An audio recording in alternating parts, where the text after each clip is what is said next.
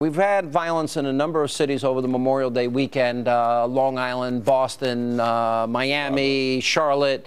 And let me just give you one example, and all sorts of story about youth violence all around the country. And we're not just talking about violence here. We're talking about, real serious, near riots breaking out, or in some cases, real riots breaking out. What's going on? Well, look, I haven't been a former mayor of a city. One of the things I know is that in Chicago, for instance, I think it's ironic that one of the major Second Amendment cases was in Chicago, McDonald versus the city of Chicago.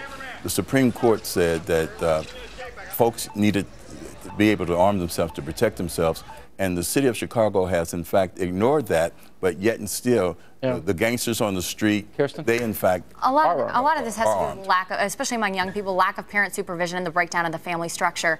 And additionally, a culture that glamorizes violence in the media and in our television makes it normal. I mean, similar to what you talk about in your book, a culture that says violence is okay. It's an okay way to respond instead of behaving like adults. You talk to kids a lot. Yes. I mean, are they living in that environment when you help them? Especially girls, young girls that think the answer is beating each other up. I got a question at a middle school. Did you ever want to fight with pageant contestants? I said, no, I didn't want to fight them.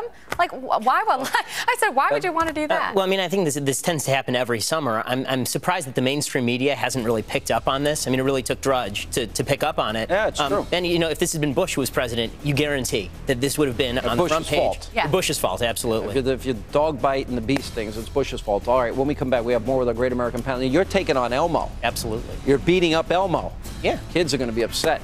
Every kid in America is going to hate you. You're taking on Elmo and Sesame Street and Big Bird in your book. Yeah, I kind of want to take him out back and cap him. But no, that's not what the book's about. Ouch. Ouch. No, not at all. But the primetime propaganda is really about the liberal bias in the Hollywood industry. I went and spoke to the biggest creators in TV over the last 50 years and had them admit to me on tape that, yes, they bias their programming in a liberal direction. Yes, they definitely discriminate against conservatives in Hollywood. And if you're a conservative in Hollywood, you just won't get work. Elmo and Big, how is Elmo liberal? How do you could you describe how they push their agenda? I mean, I talked to one of the guys who was at Children's Television Workshop originally, and he said that the whole purpose of Sesame Street was to cater to black and Hispanic youths who, quote unquote, did not have reading literature in the house. So there's kind of this soft bigotry of low expectations that's automatically associated with Sesame Street. And by the way, if you go on the Sesame Street website, it talks about when you're bringing up your child, make sure that you use gender-neutral language. Make sure that you give your boys dolls and make sure that you give your girls fire trucks. Yeah, and that's setting up a problem. Just this year, a high school in Virginia named a guy who was openly gay as prom queen. So sometimes, fiction does inform reality. And as Ken Kukowski and I lay out in our book, there's a direct assault on this country's moral foundation, and that's a problem because. Now, you speak to a lot of young girls, a lot of groups, and you're going to be out on tour actually all summer. You're going to be giving a lot of speeches. Yes. A lot of kids, the values of young people today scare me because we're robbing them at earlier ages of their childhood. They know more, they do more. It's very concerning. They have an access to more media at a younger age than at any other time in our nation's history. And what you're also seeing is more parents at work away from their children, not monitoring what they look at.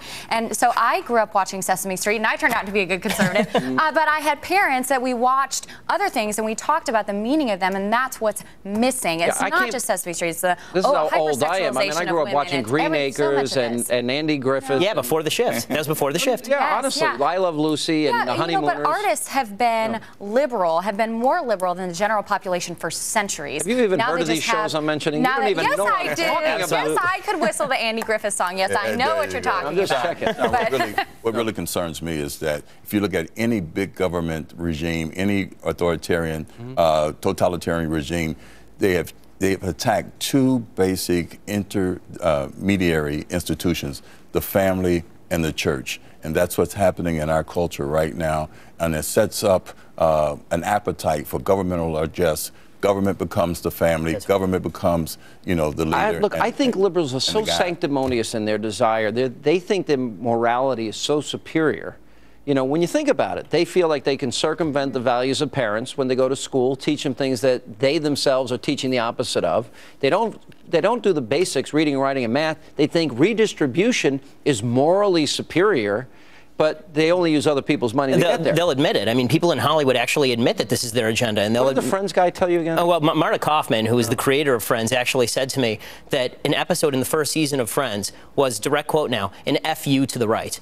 And these people say this openly in the comfort of their own homes. Yeah, that's what they feel like they should be doing. These are a bunch of limousine liberals who, by and large, feel bad about the fact that they're very wealthy. And so in order to justify that, they have to shock the bourgeoisie. They have to slap us across the face. I don't understand. If they're so wealthy and they got, all these moral values, instead of saying, why don't they start their own, charities and donate to all the liberal causes they want? Exactly. That's what they should do. But it's a basic difference in worldview, and that usually liberals and people on the left, secular humanists, believe that human nature is ultimately good. What whereas conservatives believe of it's young not, people like both of you, because you're both younger than Ken and I, what percentage of people agree with you that you meet your age?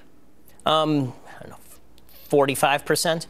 Oh, 20%? 20. And here's the problem, Sean. We are rapidly becoming a culture where earning money doesn't entitle you to it, but wanting money does. It's been a frontal attack on the old-fashioned work ethic in this country. All right, guys, great panel tonight. Good to see you all, and that is all the time we have left. Let not your heart be troubled.